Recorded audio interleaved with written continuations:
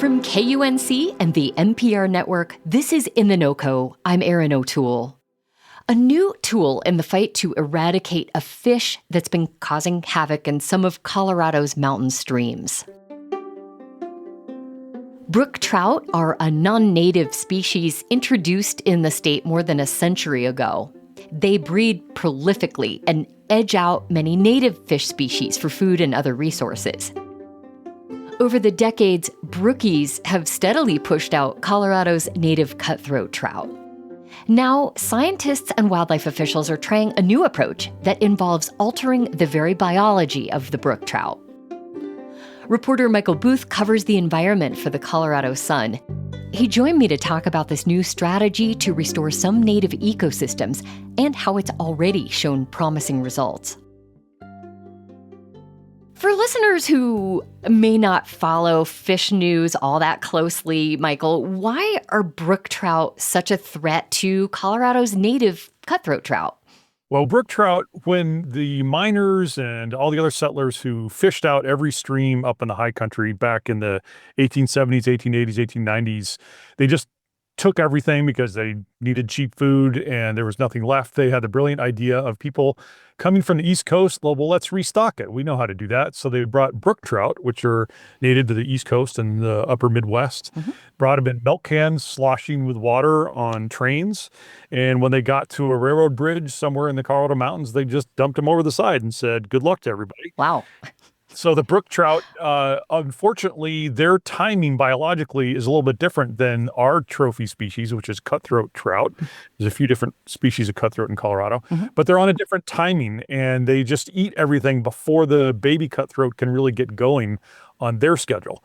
And so they became a problem over time. Wildlife managers have been trying to control brook trout in Colorado for years. What methods have they tried in the past, and why haven't those efforts fully solved the problem? The traditional methods in Colorado and a lot of other states in the high country it's a very arduous process. You hike in, you electroshock a stream in one method, and it stuns the fish that are just in the immediate area of your electric probe, and you take out the brookies and try to reduce the numbers in that stream locally. You can never get them all. There's always a couple hiding in a corner somewhere and hiding downstream, and you never get all of them. The other way to do it is understandably less desirable method of just chemical treatment. You kill everything. You dump in a chemical, it kills all the aquatic life, and then you start over again with stocking. And that can still be useful in some cases, but that's not the number one idea. Well, let's talk about this new plan then. It involves creating male brook trout that carry two Y chromosomes. That's instead of the normal XY male chromosome pattern. Without getting too into the weeds of genetics and fish reproduction, Michael, how does this process work?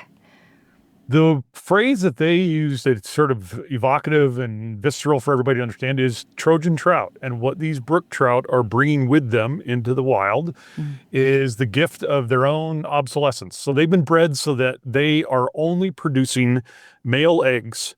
And so when those male eggs hatch, there's only males. They also try to eliminate some of the male and female wild brook trout to kind of lower the numbers. But over the course of the 3 or 4 year lifetime of most brook trout, that means that they're not breeding, they're not producing more wild trout. And the males, after having a couple of years of a lot of loneliness in the high country, end up dying out naturally, and you leave the cutthroat trout behind. It sounds like a few summers from now, there will be a bunch of male brookies kind of wandering through the river looking for females, but not finding them. Swiping left, swiping right, and just not getting what they want out of life. And it's a little bit sad, but there's lots of brook trout in the world. And there's not that many cutthroat trout of the native Colorado species, like in this particular area that I got to hike to, Bobtail Creek, just below Jones Pass. You've got this gorgeous mountain stream, and you've got Colorado River species of the cutthroat trout. And since they've been trying this, they are really thriving. Has this gene-altering approach been tried elsewhere, and how successful was it? It started in Idaho, a similar Idaho State wildlife biologist to the Colorado Parks and Wildlife group that works on it here came up with the idea and started treating it in their hatcheries and trying it. And Colorado in 2024 decided that it had reached the point where they could try it. And now they are raising their own YY brook trout is another term for them because they have YY chromosomes and not an XY. And they are raising them in hatcheries and now releasing them up in the Colorado high country. And now they are looking at other species where this could work, where you could try this method of using genetic breeding to slowly eliminate the species that you don't want and restoring the native species that you do want.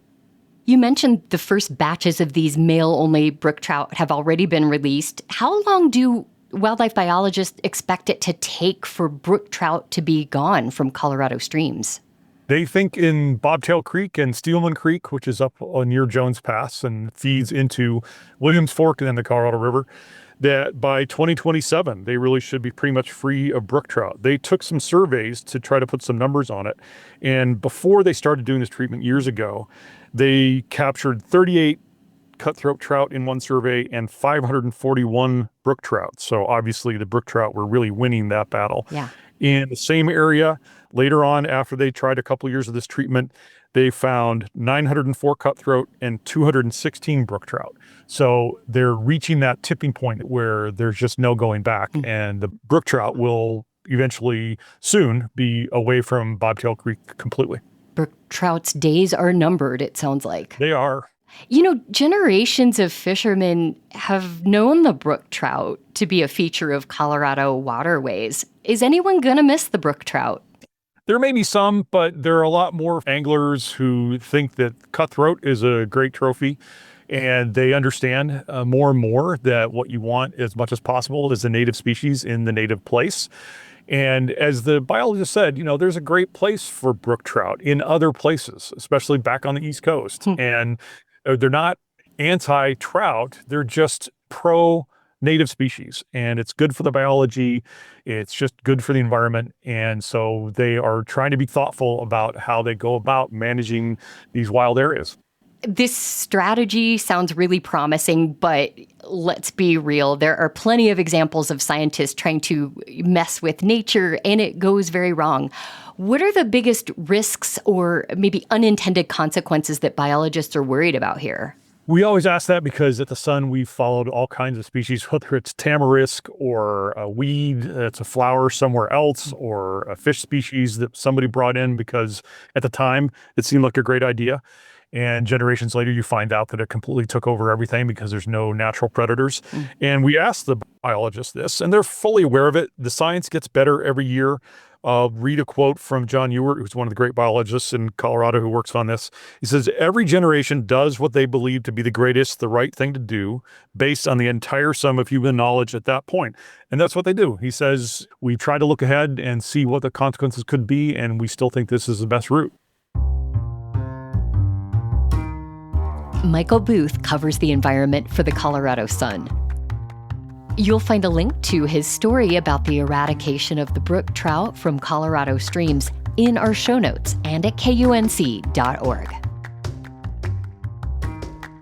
That's it today for In The NoCo. I'm Erin O'Toole. Thanks so much for listening.